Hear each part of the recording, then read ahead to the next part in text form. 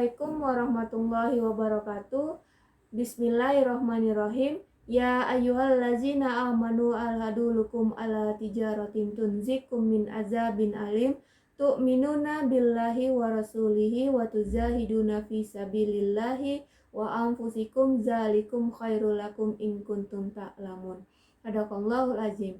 Perkenalkan, saya Dina Hidayati Hutasuhud, dosen program studi bimbingan konseling Universitas Muslim Nusantara Al-Wasliyah Medan. Saya mengampu mata kuliah psikologi, sesuai dengan jurusan yang saya emban di S1 dan S2, yaitu psikologi. Salah satu mata kuliah yang saya ampu adalah mata kuliah psikologi pendidikan dengan bobot 2 SKS dan berada pada semester 2. Di video ini, saya akan menjelaskan deskripsi singkat, luaran yang diharapkan, dan rencana pembelajaran semester mata kuliah psikologi pendidikan. Mata kuliah ini mengkaji konsep dasar psikologi dan implikasinya bagi pendidikan, serta bagaimana pengaruh bawaan dan lingkungan pada perkembangan peserta didik.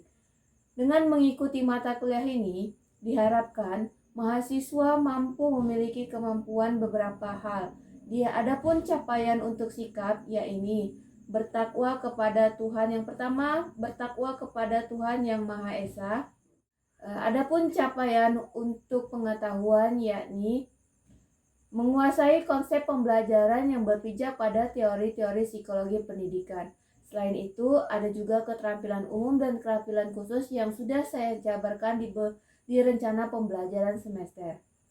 Untuk bisa mencapai kemampuan tersebut, mahasiswa diberikan topik-topik yang akan dibahas selama 14 kali pertemuan. Pada mata kuliah ini, kami membahas di pertemuan pertama ada kontrak kuliah. Selanjutnya, kami juga membahas tentang ruang lingkup psikologi pendidikan dan perkembangan kognitif dan bahasa, konsep dasar individu dalam belajar, dan definisi evaluasi belajar. Untuk sistem pembelajaran, di dalam kelas, saya menempatkan mahasiswa sebagai subjek pembelajaran, sehingga mahasiswa akan belajar lebih aktif dan kreatif. Saya juga membentuk mahasiswa dalam small group discussion untuk mendiskusikan topik-topik terkini atau beberapa hal yang sudah disampaikan dan dipresentasikan di depan. Untuk sistem penilaian, mengacu pada kriteria penilaian yang sudah disepakati di Universitas Muslim Nusantara Al-Wasliyah Medan, yakni bobot nilai tugas 30%, diantaranya kuis 5%, kehadiran 10%, dan tugas terstruktur atau mandiri sebesar 15%. Nilai UTS 30% dan nilai UAS 40%. Berikut ini adalah cuplikan video pembelajaran saya di kelas yang membahas salah satu materi psikologi pendidikan, yaitu tahap perkembangan kognitif. Demikian, terima kasih. Baik, assalamualaikum warahmatullahi wabarakatuh. Waalaikumsalam warahmatullahi wabarakatuh. Selamat pagi semuanya. Pagi, Bu. Sudah sarapan? Lebih baik sebelum kita mulai perkuliahan, ada baiknya kita membaca surat Ashraf terlebih dahulu. Ayo, surat Ashraf ayat 10 dan 11. Bismillah.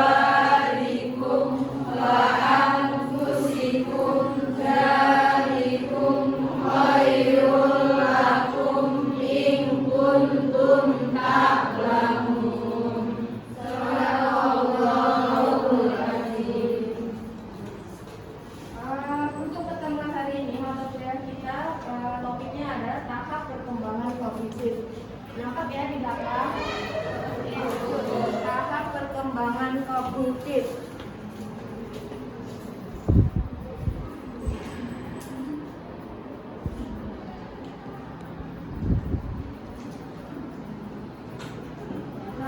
Nah, di sini ada penjelasannya. Perkembangan kognitif dapat dipahami sebagai proses yang terjadi secara internal pada pusat susunan saraf ketika manusia tengah berpikir. Artinya kognitif itu kita berpikir. Nah, berpikir menggunakan otak. Berpikir menggunakan otak. Oke. Nah, kognitif adalah segala kegiatan seseorang yang berkaitan dengan proses belajar mengajar dalam memahami sebuah peristiwa dan kemudian menjadi paham karenanya. Nah, jadi segala sesuatunya yang sudah terjadi atau yang bakal terjadi itu kita semuanya masuk ke dalam ranah berpikir. Nah, seperti itu gitu ya. Nah, sampai di sini dulu. Next lanjut. Fungsi. Nah, di sini ada fungsi kognitif. Kognitif tadi itu apa? Berpikir.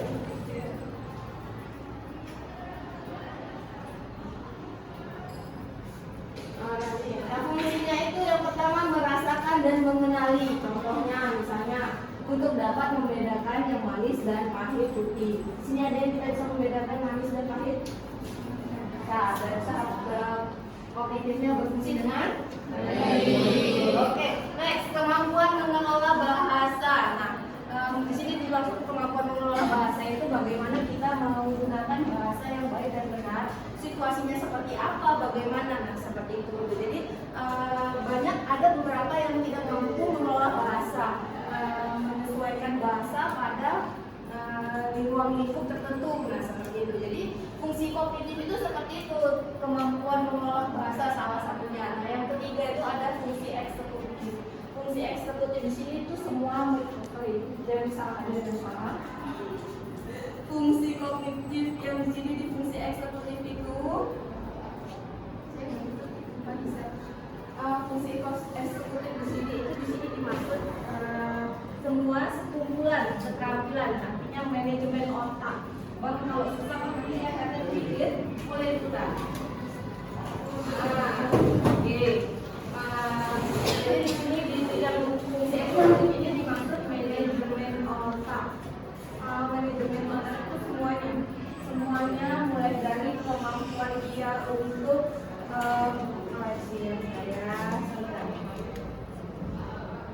kemampuan keterampilannya untuk memecahkan masalah, keterampilan untuk membenahi diri, keterampilan keterampilan. Nah, semua di sini yang kemampuan fungsi eksekutif ini berfungsi sampai sekarang. Contohnya misalnya salah satu fungsi lemahnya, salah satu contoh lemahnya fungsi eksekutif kita. Salah satu misalnya kalian sulit membersihkan kamar kalian. Kalau misalnya disuruh bersihkan itu nggak dibersihkan, nggak rapi, sulit memecahkan masalah gitu ya. Dia mengolah emosi gitu ya. Jadi banyak ada beberapa orang yang tidak mampu mengelola emosi. Artinya fungsi kognitifnya yang eksekutifnya itu lemah gitu. Nggak mampu mengelola emosi, misalnya dia marah tidak pada tempatnya. Tapi kalau kita mampu mengelola emosi pada saat kita emosional, kita emosi apa? Emosi apa? Oke, suasana. Jadi emosi itu bukan marah gitu ya. Jadi termasuk emosi itu banyak. Ada marah, senang, sedih. Nah, jadi misalnya kalau misalnya dia emosi gitu kan, emosional, dia tidak bisa menempatkan diri pada saat dia marah mungkin di kerumunan atau tempat orang lain, dia akan bertindak berlebihan. Tapi kalau misalnya kita mampu mengelola emosional kita, kita ini marah gitu kan, sedih. Tapi nggak mesti harus kita tunjukkan. Nah, artinya kita meredam. Banyak itu cara untuk mengelola emosi. Dengan tarik nafas, nah seperti itu atau duduk. Nah, salah satu meredam emosi pada saat kita berdiri, misalnya kita marah ini, duduk kan ada seperti itu ya. Nah, kita harus duduk gitu. Maka secara tidak langsung emosional kita akan sedikit rendah walaupun belum kurang. Nah, seperti itu. Oke, next langsung fungsi kognitif itu salah satunya ada memori dan daya ingat. Sebagai memori dan daya ingat. Nah, jadi tadi berfungsi kognitif tadi berpikir dengan otak.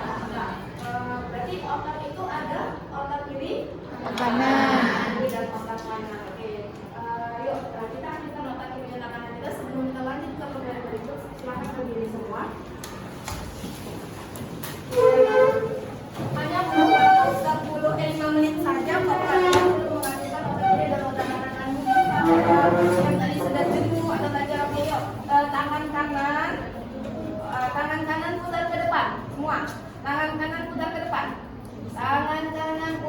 depan, tangan kiri putar ke belakang. Oke. Putar ke belakang. Belakang kiri. Oke. Bersamaan. 1, 2, 3. Kanan depan, kiri belakang. 1, 2, 3. 1, 2, 3. Ada yang belum bisa? Nggak bisa. Kanan depan, kencang. Kanan depan, kiri belakang. Oke, bersama. 1, 2, 3. Kak, jangan TikTok, Kak. 1, 2, 3. Kanan. Ya, kiri. Kiri belakang. Kiri belakang, Kak. Nah, itu tadi ya, kalian melatih bagaimana untuk mengaktifkan otak kiri dan otak kanan supaya fungsi kognitifnya berjalan dengan baik. Tahap perkembangan kognitifnya. Jadi menurut Piaget adalah salah satu tokoh yang mencetuskan tentang tahap perkembangan kognitif. Yang pertama itu ada tahap sensorik motorik. Yang pertama ada tahap sensorik motorik itu jadi di usia anak 0 sampai 2 tahun. Tahap sensorik motorik itu seperti apa contohnya? Coba dulu, kalian pernah bayi? Masih ingat guys di usia 0 tahun ngapain aja? Nah, tahap perkembangan sensori itu yang di tahap ini hanya sampai mampu pada tahap motorik, misalnya gerak tangan, gerak mata, refleks. Nah, seperti itu, gerak tangan, gerak mata, mulai mampu berjalan, berdiri dan gitu. Untuk tahap perkembangan kognitifnya hanya sampai di pada sensorik dan motorik, di sensorik dan motorik. Nah, untuk anak umur 2 tahun mungkin dia sudah bisa kita tunjukkan beberapa gerakan-gerakan yang bisa diikuti. Dia misalnya lompat, gitu kan, gerakan motorik, nah belajar melompat, ya seperti itu. Itu di usia 2 tahun bisa. Kalau untuk yang bayi, sensorik motoriknya itu mereka hanya fokus ke suara dan cahaya. Misalnya makanya kalau bayi itu kita kasih preaching itu kan mereka cari suara gitu. Nah, itu di usia 4 bulan. Kalau anak 4 bulan itu belum bisa melihat ya. Nah, berarti pada saat itu kira-kira umur 4 bulan atau 5 bulan baru mereka bisa aktif kelihatannya. Nah, praoperasional itu terjadi di usia 2 sampai 7 tahun. Nah, praoperasional itu terjadi di usia 27 tahun. Nah, selama periode ini anak berpikir pada tingkat simbolik tapi belum menggunakan operasi kognitif. Artinya, anak tidak bisa menggunakan logika atau menggabungkan atau memisahkan ide atau pikiran. Nah, saya pernah coba pada anak saya di usia 3-4 tahun, saya tunjukin sama dia di kamar, Dek, ini namanya dinding. Saya tunjukinnya di kamar, ini namanya dinding ya Dek, saya bilang. Oke, nah lanjut pada saat di luar saya tanya, dinding mana Dek? Namanya dinding. Dia lari ke kamar. Dia akan tunjukin yang kita tunjukin pertama awal. Nah, makanya kalau kalian mau mengubah mindset dia, ini kita bilang biar misalnya untuk bahasanya ini market, kita bilang market. Maka sampai usia 2 sampai 5 tahun dia belum tahu I was in a speaker, dia akan tahu ini market. Bahasa Inggris seperti itu. Jadi makanya kalau misalnya dibilang golden age-nya di sini ya 2 sampai 5 tahun, nah seperti itu gitu. Nah di sini dibilang makanya, tapi dia nggak bisa menggunakan logika. Dia nggak bisa menggunakan logika. Contohnya, kalau dia masukin tangan ke kipas angin, itu akan luka. Sering? Atau kalian pernah dulu kayak gitu? Masukin tangan gitu kan ke kipas angin, pada saat itu seperti itu. Nah terus kalau misalnya nyebrang, nah, dia nggak tahu kalau misalnya dia keluar aja gitu, dia nggak tahu kalau bakalan berbahaya atau enggak. Nah dia belum bisa menggunakan logika dan sebab akal. Itu dia masih tahap 2 sampai 7 tahun. Nah situ ya. Sampai sini paham? Oke. Coba contohnya salah satunya apa? Di usia 2 sampai 7 tahun itu untuk aktif kognitifnya itu seperti apa? Tahap kognitifnya seperti apa? Kira-kira? Ingat dulu kayak gitu. Oke, kita balik misalnya ke sekolah TK. Di sekolah itu kita belajar apa tuh di usia 2-5 tahun?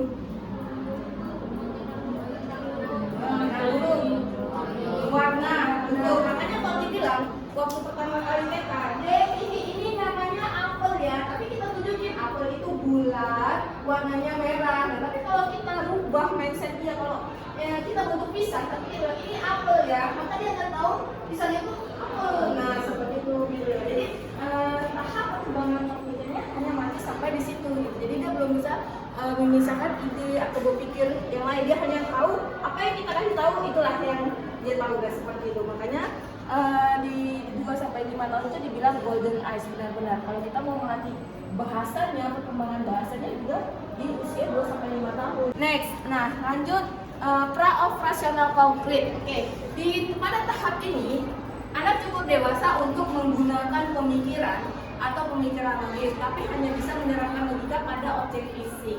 Boleh kasih contoh? Di usia 7 sampai 11 tahun itu sudah bisa berpikir seperti apa? Artinya tahap berpikirnya sudah berkembang nih. Udah di usia 7 sampai 11 kira-kira kelas berapa sekolah? Ini kelas 1 sampai kelas 5 ya. 5 pernah ya. Nah, kira-kira mereka sudah mampu apa? Membaca. Terus dia tahu dia sudah membaca, mengelola simbol-simbol seperti itu, udah tahu lampu merah, lampu hijau seperti itu, udah dikasih tahu membaca begitu. Sebab akibat mereka misalnya udah bisa berpikir seperti gini, karena kita pernah ngasih tahu dia mendung misalnya gitu, pasti mau hujan, atau gerimis nanti bakal hujan deras, nah gitu. Yang itu kan belum terjadi, tapi mereka sudah bisa untuk memahaminya seperti itu gitu. Nah, kalau di kelas 2 di usia 2 sampai 5 tahun itu belum bisa seperti itu. Next, dilanjut berikutnya ada tahap tadi yang ketiga apa? Operasional konkret. Kalau yang keempat operasional formal. Usia di atas 12 tahun. Nah, seorang remaja ini juga belajar dewasa remaja. Bisa melakukan perhitungan, matematis, berpikir kreatif, menggunakan pelajaran abstrak dan membayangkan hasil dari tindakan tertentu. Nah, di sini adalah hak dalam remaja sudah bisa bagaimana mengatur regulasi diri, bagaimana kalau misalnya bangun tidur lama, nanti bangunnya susah, apa segala macam itu sudah sebab akibat. Kalian sudah bisa berpikir sebab akibat. Nah, jadi di usia 12 tahun ini sampailah sekarang tahap kognitifnya itu terus bertambah. Oke, balik tadi ada 4 tahap perkembangan ini menurut Kiasa. Yang pertama, tahap perkembangan sensori terjadi di usia 0 sampai 2 tahun. Oke, yang kedua, pra-operasional terjadi di usia 2 sampai 3 tahun. Oke, yang ketiga, operasional konkret usianya sampai 11 tahun. Yang terakhir, operasional formal usia 12 tahun. Oke, pintar. Paham ya sampai di sini? Oke, nah sampai di sini ada yang mau bertanya? Tanya satu. Ada yang mau bertanya? Oke. Perkenalkan namanya ya. Assalamualaikum warahmatullahi wabarakatuh. Waalaikumsalam warahmatullahi wabarakatuh. Saya Anissa. Saya disuruh bertanya itu bagaimana cara mengembangkan kemampuan kognitif anak dengan cara yang paling efisien. Oke, saya ulangi, bagaimana cara mengembangkan kemampuan kognitif anak secara efisien. Oke, saya lempar sama yang audiens atau rekan-rekan mahasiswa, ada yang bisa menjawab? Ya, silakan. Sebut nama. Oke. Silakan saya pertanyaan lagi. Saya ingin menjawab dari pertanyaan itu. Bisa dengan mendengar lagu atau dengan belajar berbahasa baru? Nah, seperti itu. Selain itu ada lagi yang mau ditambahkan? Cara mengaktifkan perkembangan kendaraan efisien ya.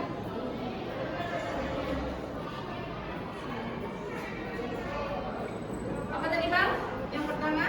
Belajar bahasa baru Mempelajari bahasa baru. Oke, terus atau dengan mendengarkan musik? dengan mendengarkan musik. Ini anak ya yang ditanya bagaimana cara kita mengembangkan kognitif. Nah, misalnya selain itu ada juga dengan cara mendengarkan musik, nah, seperti itu, atau mengajarkan dia membaca dongeng. Nah, ternyata dengan dongeng itu mampu memberi dampak yang positif untuk perkembangan kognitif anak. Jadi nanti kalian nih calon ibu-ibu, nah alangkah baiknya sebelum tidur anak kalian menceritakan tentang dongeng. Nah, jadi Jadi pemeliharaan kakaknya banyak nambah, jalan ceritanya dia tahu, jadi mungkin dengan dongeng gitu ya. Jadi kan kesannya sepele dongeng, tapi pada saat kita sering memberikan dia stimulus untuk dongeng gitu setiap malam, kita perkembangan pendidikannya akan lebih aktif. Rajin mengajak berbicara, ya kan? Kalau misalnya ada ibu yang cuma asik di dunianya sendiri, anaknya dibiarkan besar-besar sendiri gitu ya, tidak ada kegiatan, nah dia akan kesulitan untuk mengungkapkan bahasanya, gitu. Artinya perkembangan bahasanya gitu. Jadi kalau yang kita anak dididik sama pembantu misalnya atau sama nenek gitu kan, jarang diajak komunikasi. Seharusnya di usia 2-3 tahun mereka sudah bisa berbicara gitu ya, nah seperti itu kan, udah bisa lancar berkomunikasi. Nah tapi ternyata karena jarang diajak ngobrol, jarang aja ngobrol, jadinya mereka ini sulit berkomunikasi gitu. Makanya kita harus ngajak ngobrol. Misalnya kalian pulang kerja atau kalian nanti cerita kalian pulang kerja, kalian ada cerita tadi mama di sini begini, di sana jumpa seperti ini. Adik udah makan, dan diajak ngobrol supaya mereka aktif berbahasa. Nah seperti itu ya salah satu contohnya. Nah ada lagi yang mau bertanya? Silakan. Tanya. Oke. Pulang. Assalamualaikum warahmatullahi wabarakatuh. Waalaikumsalam warahmatullahi wabarakatuh. Perkenalkan, nama saya Kusita Salila. Ibu saya sendiri ingin bertanya, apa peran guru dalam mempengaruhi perkembangan ini? Oke, lanjut ke peran guru ya. Tadi peran orang tua, dan di peran gurunya itu seperti apa? Ada yang mau bantu menjawab atau ada yang mau kemudian? Oke, silakan. Pertama. Assalamualaikum warahmatullahi wabarakatuh. Waalaikumsalam warahmatullahi wabarakatuh. Perkenalkan, nama saya Muhammad Sanan. Akan coba menjawab pertanyaan dari teman kita. Apa peran guru? Yaitu yang pertama, guru harus mampu untuk memiliki kemampuan baru di dalam mengembangkan kognitif si anak tersebut gitu. Dan yang kedua, guru juga harus tahu benar karakteristik dan juga kebutuhan daripada peserta didik ataupun siswa tersebut. Yang perlu ajarkan ataupun perlu disampaikan kepada anak adalah hal-hal yang relevan, artinya yang dibutuhkan, tidak bisa semua disampaikan. Bagaimana Putri? Putri ya tadi ya. Gimana Putri? Sudah ya. Nah, artinya peran guru di sini makanya dibilang guru itu harus mampu memahami karakter siswanya. Gunanya apa? Mereka bisa memberikan pelajaran yang sesuai dengan yang relevan dengan kemampuan siswa gitu ya. Jadi di kelas itu kalau kita paham dengan karakter siswa ini, khususnya guru ya, yang kalian bakal dari calon guru, nah kalian harus lihat tipe-tipe atau karakter mahasiswa atau karakter siswanya seperti apa. Ada yang misalnya di belakang tuh dia lurus tidur, nggak mau ngapa-ngapain, ditanya apa penyebabnya, kenapa. Nah seperti itu mungkin bisa jadi kalian nggak paham, matanya nggak nampak mungkin ya apa yang jadi, tapi dia nggak mau bilang gitu. Nah makanya seperti itu, jadi harus dikomunikasikan sama siswa gimana, gimana masalahnya, gimana yang harus diperbaiki, ya seperti itu gitu. Oke ya, next. Sampai sini saya lanjut ke faktor-faktor yang mempengaruhi perkembangan kognitif. Sebelumnya Ari oke?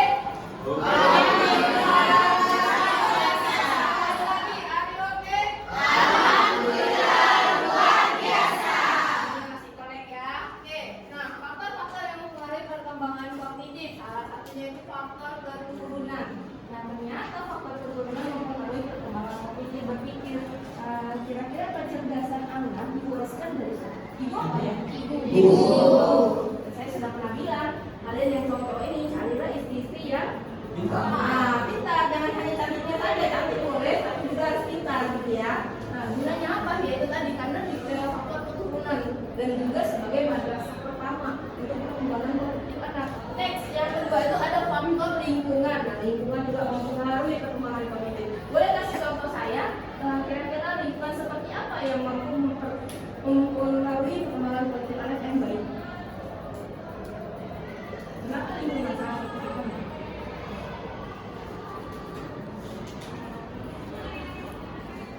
Ayo.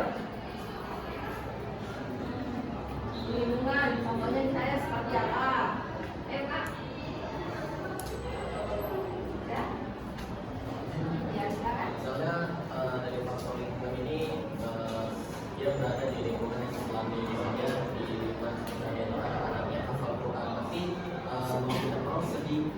selanjutnya pasti dia bakalan selalu seperti yang kita dengar, yang sering kita dengar lah gitu, bahwasanya ketika kita berteman dengan yang menjual minyak wangi pasti kita bakalan terkenal lah seperti ceritakan dari awal. Oke, makanya dekat-dekatkan sama Putri.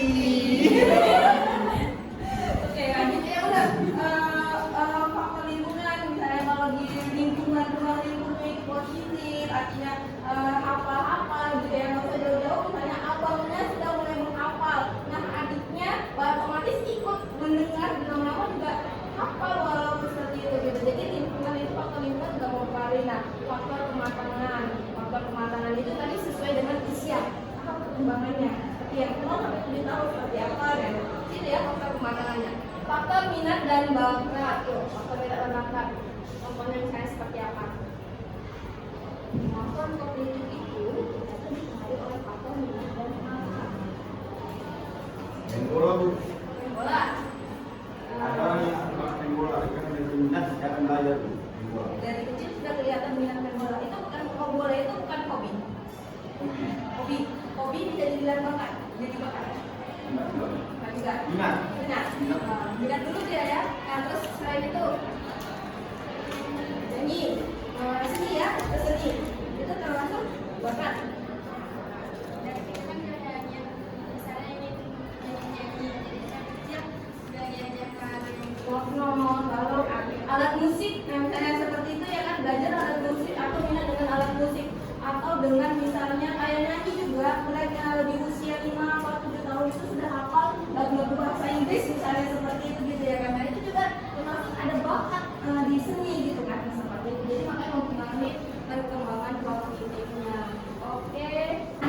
Setelah tadi saya menjelaskan tentang tentang perkembangan kognitif, nah di sini saya akan memberikan beberapa tugas kelompok. Tugas kelompok nih ya, tugas kelompok berupa kasus yang harus kalian bahas, berdasarkan perkembangan kognitifnya. Artinya, nah berdasarkan perkembangan kognitifnya, nah jadi yang harus kalian jelaskan di situ adalah kira-kira di dari cerita atau kasus tersebut, nah itu tahap perkembangan kognitifnya di usia berapa? Nah seperti itu 0 sampai 7 tahun. Nah terus faktor yang mempengaruhinya seperti apa? Nah terus penyelesaiannya seperti apa? Sebaiknya seperti apa? Nah itu yang harus kalian selesaikan. Oke, nah itu merupakan tugas untuk minggu depan yang harus kalian jawab. Nah jadi minggu depan itu nanti saya acak. Kalian harus bersiap untuk presentasinya itu secara individu. Tapi untuk permasalahannya atau diskusinya itu berkelompok. Jadi semua harus siap minggu depan siapapun yang saya sebut namanya, mereka yang akan maju untuk mempresentasikannya secara individu. Oke? Are you okay? Alhamdulillah, luar biasa. Oke, thank you. That's all for today. Thank you. Assalamualaikum warahmatullahi wabarakatuh. Nasrullah. Untuk tugas kelompok yang juga harus dilakukan individu. Demikian perkuliahan hari ini. Lebih dan kurang saya mohon maaf. Mudah-mudahan apa yang sampaikan hari ini bermanfaat dan bisa menambah daya kemampuan kalian untuk lebih memahami apa sih perkembangan